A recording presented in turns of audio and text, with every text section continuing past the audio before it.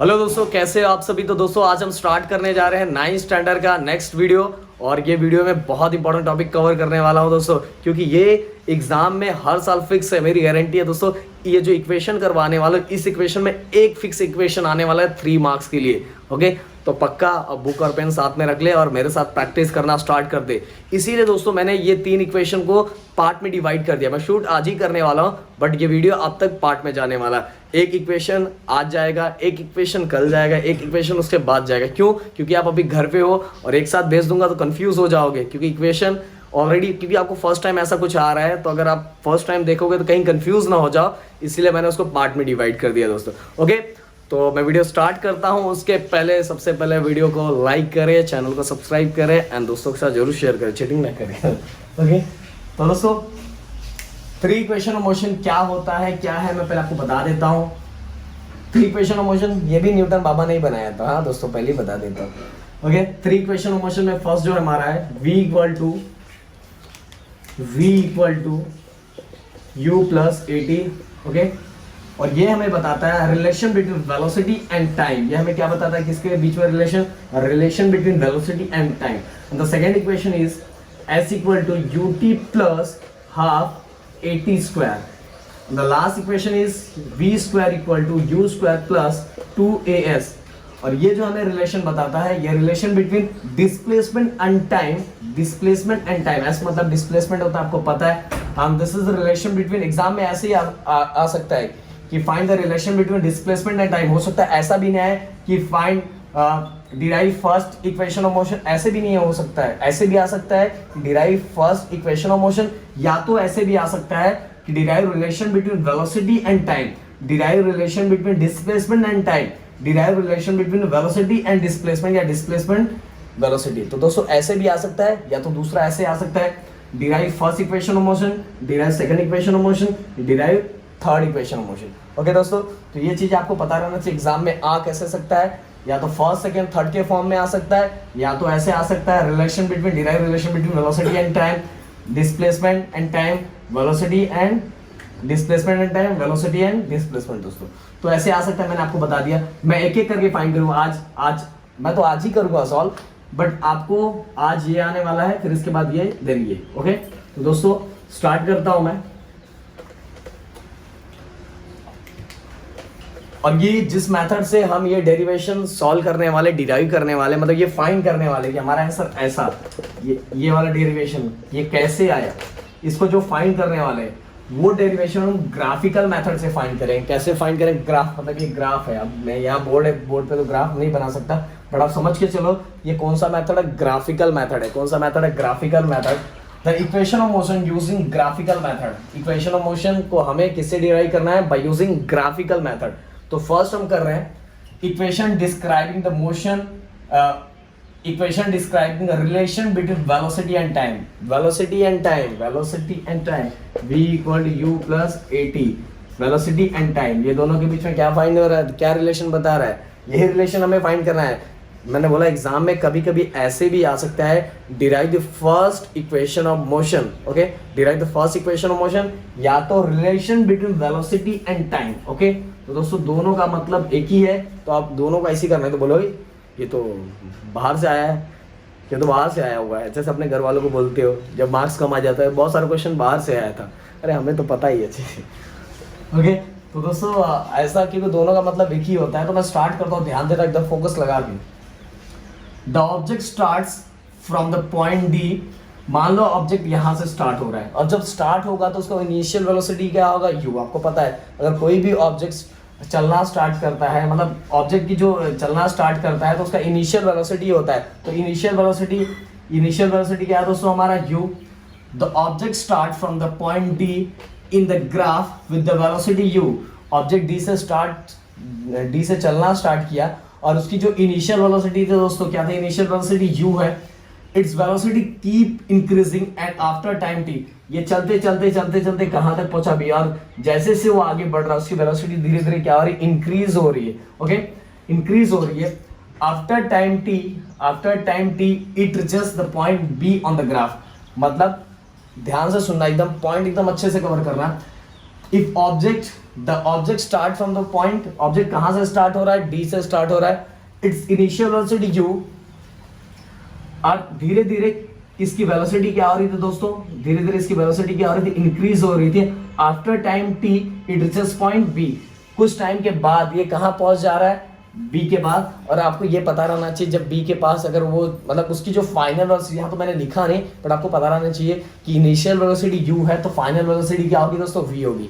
Initial velocity u है, दोनों velocity होता है बट स्टार्टिंग वेलोसिटी को हम u बोल देते हैं, स्टार्टिंग वेलोसिटी को दोस्तों हम क्या बोलते हैं, u बोल देते हैं, फाइनल वेलोसिटी को हम क्या बोल देते हैं, v बोल देते हैं। एक बार और, the object start from point d, okay, in the graph with the velocity u, with the velocity u, okay, its velocity keep increasing, it reaches point b after time t, okay, कुछ time के बाद ये कहाँ पहुंच जाता है, b पे पहुंच जाता है। तो यही मुझे यहाँ से यहाँ पहुंच रहा है, ऑब्जेक्ट यहाँ था, ऑब्जेक्ट यहाँ था, उसकी इनिशियल वेलोसिटी u थी, धीरे धीरे आगे बढ़ा तो उसकी वेलोसिटी क्या हो रही है, इंक्रीज हो रही है, और कुछ टाइम के बाद वो कहाँ पहुंच गया, b पे पहुंच गया। ओके, तो इसी के थ्रू मुझे first equation of motion find करना है। देखते हैं हम फाइंड कर पाते हैं कि नहीं। फर्स्ट इक्वेशन ऑफ मोशन क्या होता है, v equal to u plus at, okay. और कुछ चीजें और बता देता हूँ दोस्तों, मैं कुछ चीजें और बता के मैं आपको रख देता हूँ। ये हमारा टाइम, ये दोस्तों इतना वाला पार्ट ये पूरा इनिशियल वेलोसिटी है, और ये पूरा u से ले, ये हमारा OC है जो दोस्तों, OC जो है ये हमारा फाइनल वेलोसिटी है, OC। ये हमारा इतना पार्ट इनिशियल वेलोसिटी, ये पूरा पार्ट हमारा क्या फाइनल। देखो मैंने यहाँ से यहाँ तक कि जो ऑब्जेक्ट जहाँ से स्टार्ट होकर खत्म हो जाता है, ये मेरा क्या पूरा ये final velocity, okay.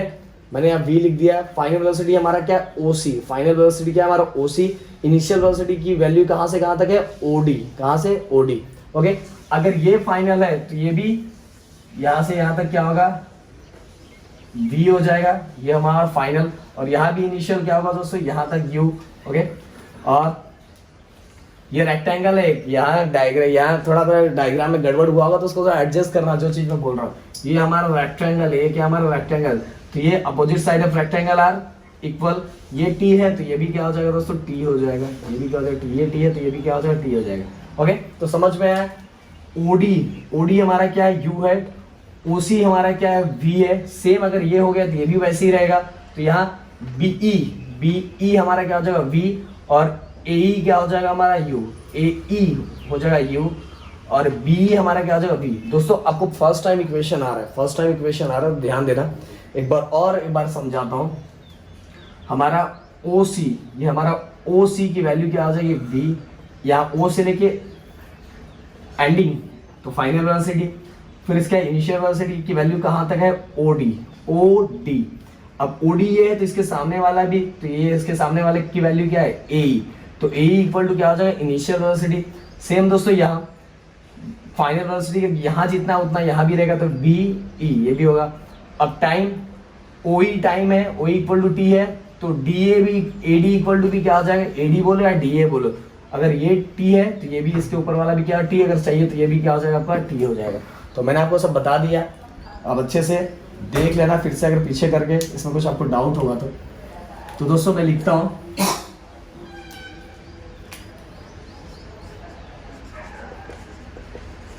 Initial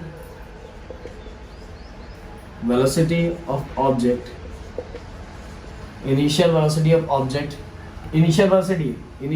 object का कहाँ से कहाँ तक है, मैंने आपको बताया OD, DO लिखो या OD लिखो, दोनों चलेगा दोस्तों। ये मतलब इस बुक में तो DO लिखा हुआ है, दोनों का मतलब एक ही होता है।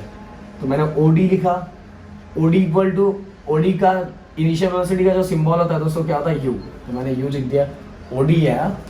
Then final velocity of object,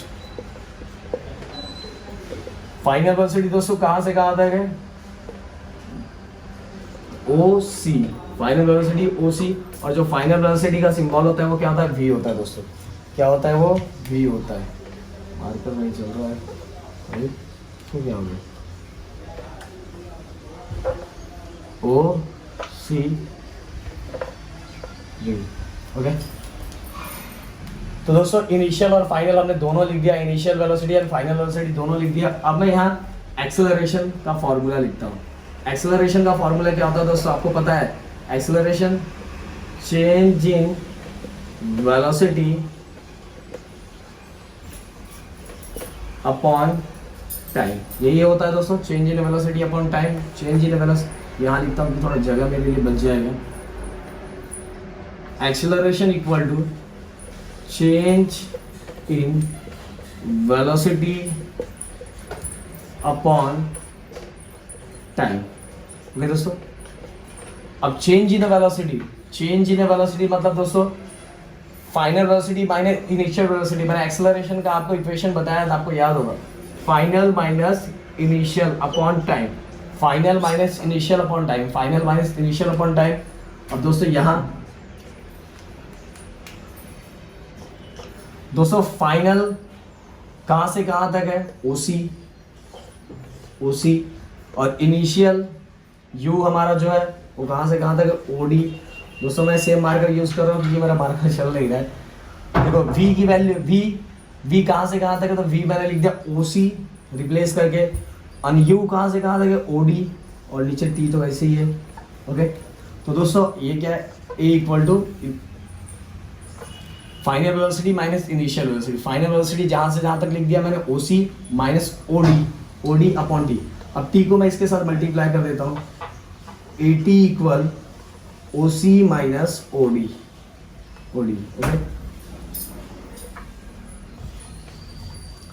this is your first equation, ये हमारा फर्स्ट इक्वेशन आ गया जिसका हम काम करने वाले। देखिए टी को मैंने इसके साथ मल्टीप्लाई किया, ए के साथ, क्योंकि एक्सेलरेशन का फॉर्मूला आता है change in velocity upon time, then final velocity minus initial velocity upon time, then we replace, v को हमने रिप्लेस किया उसके साथ ही ओसी, देन इनिशियल वेलोसिटी को रिप्लेस किया ओडी, देन ए ये हमने लिख दिया, फिर ए को हमने टी के साथ मल्टीप्लाई कर दिया। क्यों मल्टीप्लाई किया आगे आज समझ में आ जाए, क्योंकि इसी इक्वेशन का हम यूज करने वाले हैं आगे। ओके, तो दोस्तों जगह की कमी हो गई है थोड़ी, तो चलो हम देखते हैं, अगर हो जाएगा नहीं तो रफ करना पड़ेगा मुझे। तो दोस्तों अब ये आ गया है, इतना एकदम फोकस लगा के रखना। अब मैं यहाँ कुछ लिख रहा हूँ, ध्यान, draw a line parallel to y axis, पहले मैं लिख देता हूं y एक्सिस पासिंग थ्रू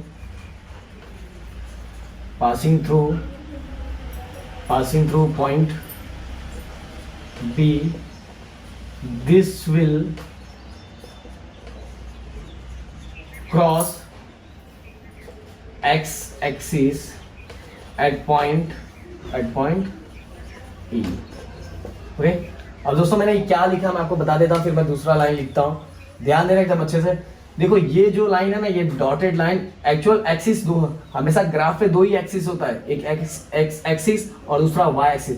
ये जो मैंने ये सब डॉटेड ड्रॉ किया हुआ है ना दोस्तों, इसको मुझे एक्सप्लेन करना पड़ता है, मुझे बताना पड़ता है कि मैंने क्यों ड्रॉ किया, क्योंकि ग्राफ पे तो दो ही लाइन होता है, एक एक्स एक्सिस दूसरा क्या होता है वाई एक्सिस। तो मैंने यहाँ क्या लिखा है, ड्रॉ लाइन पैरेलल, एक लाइन मैंने ड्रॉ किया है पैरेलल टू एक्सिस, ये वाले लाइन की बात कर रहा हूँ, ये वाले लाइन की बात कर रहा हूँ। तो draw line parallel to Y axis, ये वाई एक्सिस है, ये क्या होता है वाई एक्सिस है, ये क्या होता है एक्स एक्सिस।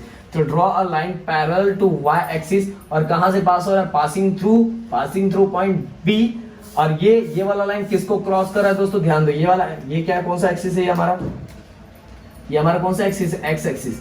तो this will cross x axis at point ई।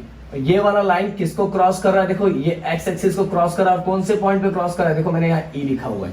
तो draw a line parallel to Y axis, एक लाइन ड्रॉ करो जो किसको पैरेलल हो, वाई एक्सिस को पैरेलल हो, और कहां पास हो रहा है, पासिंग थ्रू पॉइंट बी, और वो किसको क्रॉस कर रहा है दोस्तों, this will be cross x axis. ये एक्स एक्सिस, देखो एक्स एक्सिस को क्या कर रहा है, क्रॉस कर रहा है एट पॉइंट ई पे। ध्यान देना एक बार, ड्रॉ अ लाइन पैरेलल, हमने एक पैरेलल लाइन ड्रॉ किया, पैरेलल लाइन क्या किया, ड्रॉ किया, और वो पैरेलल लाइन किसको पैरेलल था, वाई एक्सिस को, और वो कहां पास हो रहा था, पासिंग थ्रू पॉइंट बी, और वो किसको क्रॉस कर रहा है दोस्तों, एक्स एक्सिस को, और कहां क्रॉस कर रहा है, एट पॉइंट ई। वही चीज मैंने लिख दिया। अब सेम टू सेम मैं दूसरे के लिए लिखूंगा, अगर मेरा मार्कर चलेगा तो मैं कलर दूसरा लगा देता हूं, नहीं चल रहा है। सेम दूसरे के लिए, अब ये वाले का लिख दिया मैंने, अब ये वाले का भी तो लिखना पड़ेगा ना, ये वाला मैंने लिख दिया। अब ये वाले लाइन के, ये वाला लाइन, ये लाइन दोनों सेम ही है, तो ये वाले लाइन के बारे में लिखता हूं, draw a line draw a line parallel to, अब ये देखो दोस्तों ये वाला लाइन किसको पैरेलल है, एक्सिस। पैरेलल मतलब पता है ना, पैरेलल मतलब पता है ना कि जो एक दूसरे को इंटरसेक्ट नहीं करते वो मेरे लिए क्या होते हैं, पैरेलल होते हैं। तो ये वाला लाइन किसको पैरेलल है, एक्स एक्सिस को, ये भी एक्सिस। ये वाला लाइन किसको, इसकी बात करूँ या इसकी, दोस्तों एक ही वो में डिफाइन करो। तो ये वाला लाइन किसको पैरेलल है, एक्स एक्सिस को, ध्यान दो। और ये लाइन दोस्तों, ये लाइन कहां से पास हो रहा है, पासिंग थ्रू पॉइंट डी, और किसको क्रॉस कर रहा है, वाई एक्सिस को क्रॉस कर रहा है। किसको क्रॉस कर रहा है, वाई एक्सिस को एट पॉइंट ई पे। ये लाइन पैरेलल है एक्स एक्सिस को, कहां से पास हो रहा है, डी से, किसको क्रॉस कर रहा है, वाई एक्सिस को at point E. Same to same जैसे हमने ऊपर लिखा वैसे बस इसको चेंज करना है दिमाग से। Draw a line parallel, draw a line parallel to X axis, draw a line parallel to x axis passing through कहां से पास हो रहा है, passing through point D, this will cross, ये किसको क्रॉस, ये वाला एक्सिस किसको क्रॉस करेगा, एक्स एक्सिस किसको क्रॉस करेगा, वाई एक्सिस को।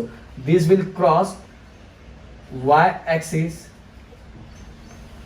At point A. ओके दोस्तों, तो ये लाइन हमें लिखना है, ये लाइन हमें जरूरी है लिखना है। ये नहीं लाइन लिखोगे तो कोई कुछ आगे जो हम करने वाले वो बनेगा नहीं दोस्तों। तो ड्रॉ अ लाइन एकदम सिंपल है।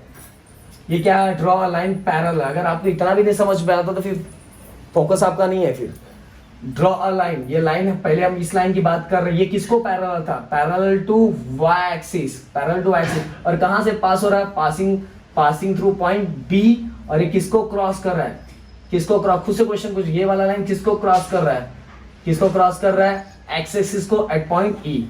ये वाले लाइन के बारे में बात हो गया। अब इस लाइन के बारे में बात कर रहे हैं हम लोग। ड्रॉ अ लाइन ये किसको पैरेलल है, एक्स एक्सिस को पैरेलल है। और कहां से पास हो रहा है, passing through point D, and this will cross, किसको क्रॉस कर रहा है, cross Y axis at point A. तो दोस्तों ये टोटल हमारा, ये दोनों हमने पॉइंट लिख दिया। अब मैं मुझे रफ करना पड़ेगा कि जगह कमी है। अगर क्लास में होता तो बहुत बड़ा रहता, पर यहाँ जगह कमी है तो दोस्तों ऐसे ही करना पड़ेगा। चलो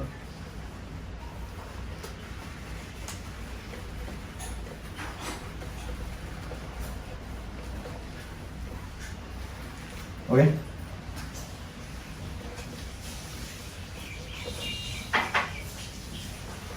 ओके दोस्तों, तो अब मैं ऐसा लिख सकता हूं क्या, मुझे बताना, ऐसा मैं लिख सकता हूं, आपको लगे सही तो बताना मुझे। लिख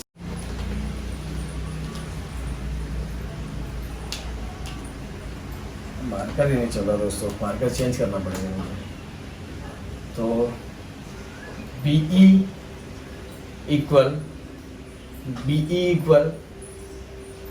AE प्लस AB। ओके दोस्तों, यहाँ मैंने क्या लिखा वो आपको समझ में आया होगा। इधर ध्यान दो, BE, ये BE, ये पूरा टोटल दोस्तों क्या है, BE। ये टोटल क्या समझ लो, BE। और BE दोस्तों किससे बना है, बीच में एक और पॉइंट है ना, A। तो ये अगर मैं BE लिखा, अगर मैं AB प्लस AE किया तो क्या बन जाएगा, BE। समझ में आया दोस्तों, ये BE किससे बना है, ये टोटल BE किससे बना है, दो पॉइंट को मिला के, AB और AE। तो मैंने ऐसे लिख सकता हूँ, ये टोटल BE किससे बना है, AB प्लस AE। ये टोटल BE किससे बना है, AB प्लस AE। ये टोटल BE किससे बना है, AB प्लस AE। दोस्तों ये ध्यान देना एकदम अच्छे से, क्योंकि ये देखो 9th स्टैंडर्ड को फर्स्ट टाइम इक्वेशन आया, फर्स्ट टाइम इक्वेशन है दोस्तों। ये पूरा फोकस बना के लिखो, B equal to AE plus AB।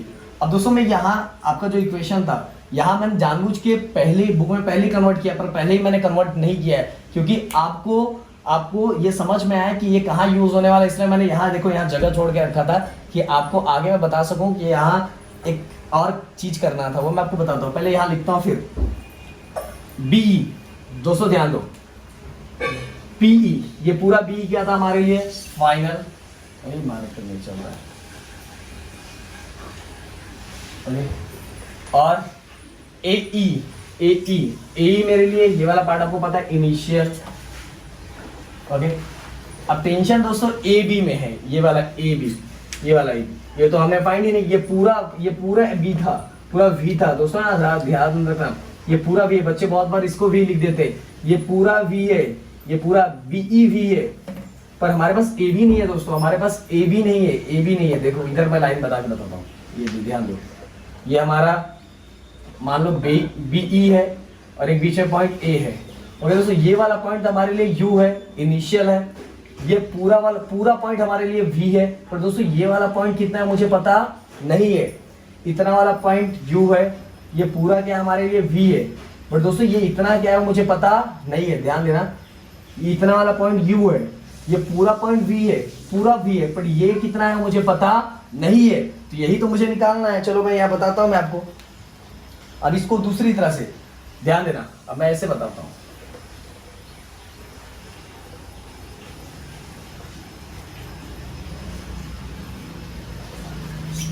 ये वाले लाइन पे ध्यान दो, क्योंकि जितना ये होगा उतना ही आंसर उसका भी होगा।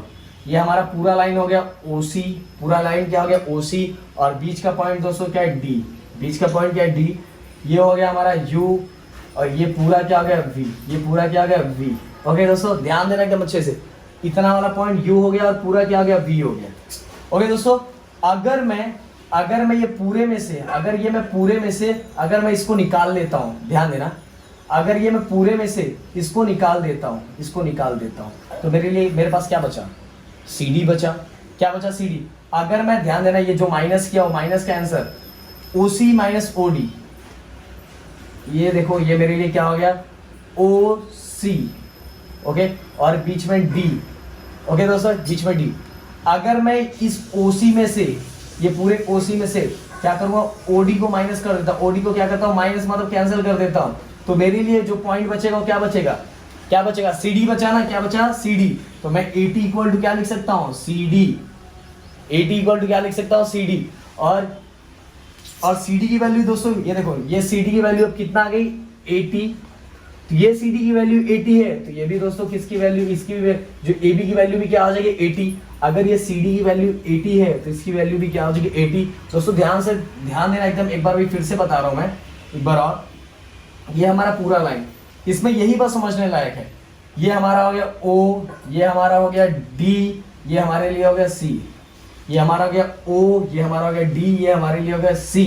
ओके, ये हमारा इनिशियल वेलोसिटी, ये पूरा हमारा फाइनल वेलोसिटी है। ओके, अब पर यहां ध्यान दोगे दोस्तों, OC में से, इस OC में से OD को माइनस कर दिया मतलब हटा दिया, इतने वाले पार्ट को हटा दिए, तो दोस्तों हमारे पास बस क्या बचेगा, CD बचेगा। क्या बचेगा, CD बचेगा। ये क्या बचा, CD।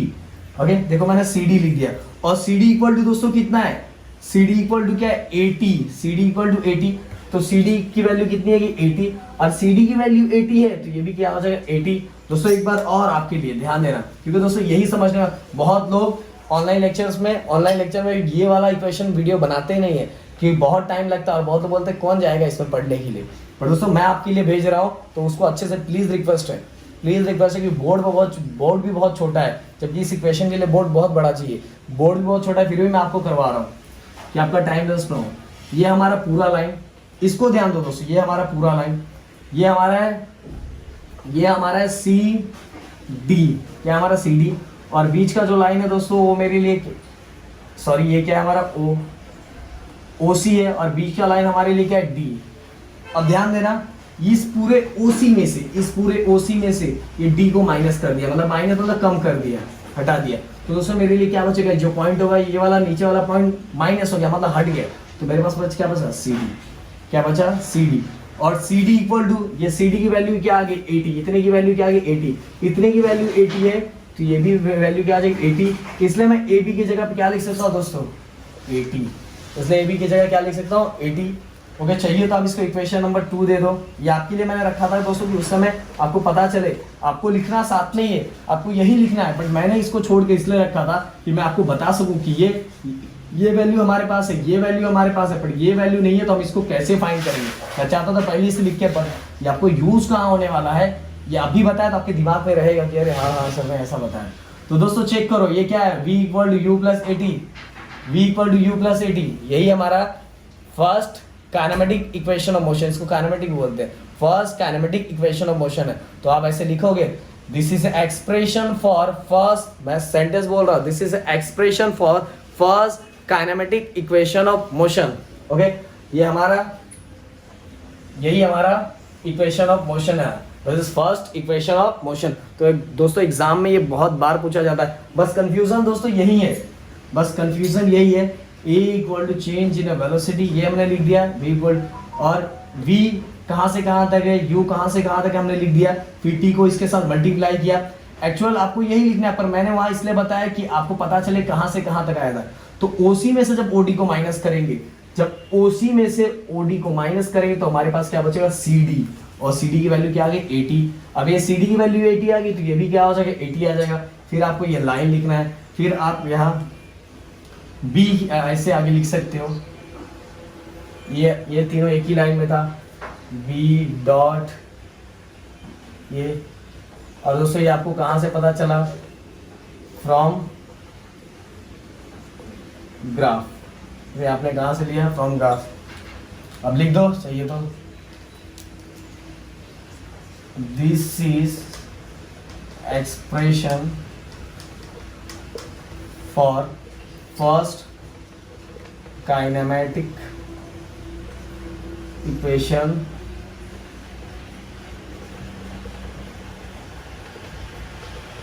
ऑफ, ओके दोस्तों, तो ये हो गया, this is expression for first kinematic equation of motion.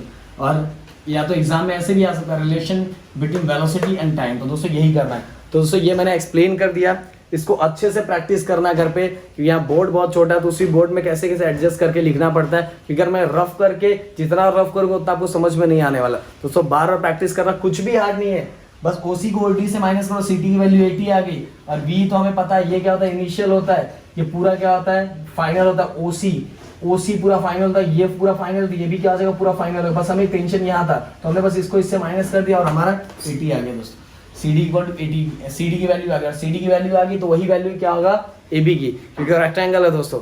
यहाँ मेरा ग्राफ थोड़ा ऊपर नीचे हो रहा है, पर आप समझ रही है रेक्टेंगल, ओके। तो दोस्तों यहाँ अपना खत्म हो रहा है फर्स्ट इक्वेशन ऑफ मोशन। अब यहाँ आपके लिए वीडियो खत्म होता है, आप सेकंड पार्ट देखते रहना, क्योंकि सेकंड पार्ट मैं आज ही बनाने वाला हूँ, बट आपके लिए यहाँ वीडियो खत्म होता है। आप इसको घर आप अच्छे से प्रैक्टिस करें, बार बार जितना प्रैक्टिस कर सकते हैं, पक्का एग्जाम में आने वाला। और ये आपको 10th में भी, 11th में भी, 12th में फिर से मिलने वाला है, इसलिए इसको जितना प्रैक्टिस कर सकते हैं उतनी बार आप प्रैक्टिस करो। Thank you so much, bye bye, take care.